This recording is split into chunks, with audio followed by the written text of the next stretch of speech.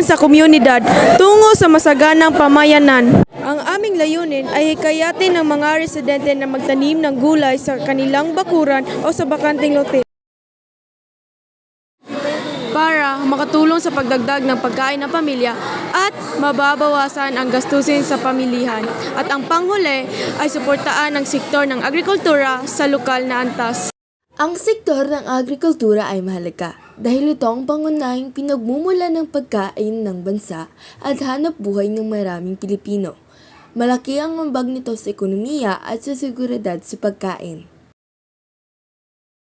Gayunpaman, kasalukuyang nahaharap ito sa mga suliranin tulad ng mataas na presyo ng pataba at iba pang gamit sa pagsasaka, epekto ng climate change, bagyo at tagtuyot, kakulangan sa suporta sa maliit na magsasaka, pagtaas ng presyo ng bilihin. May mga umiiral na patakarang pang-ekonomiya tulad ng Rice Tarification Law na naglalayong pababain ang presyo ng bigas sa pamamagitan ng pag-aangkat, ngunit may epekto rin ito sa kita ng lokal na magsasaka. Maglungsad ng urban gardening program sa barangay na kinabibilangan ng libreng seminar tungkol sa pagtatanim, pamimigay ng binhi at compost, paggamit ng recycled containers bilang paso. Maaaring makipag-ugnayan sa lokal na pamahalaan o paaralan para sa suporta at kalaman.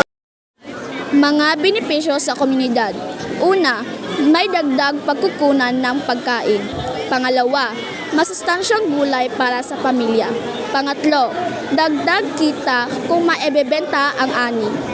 Ambag sa pambansang pag-unlad sa pamamagitan ng pagpapalakas ng lokal na produksyon.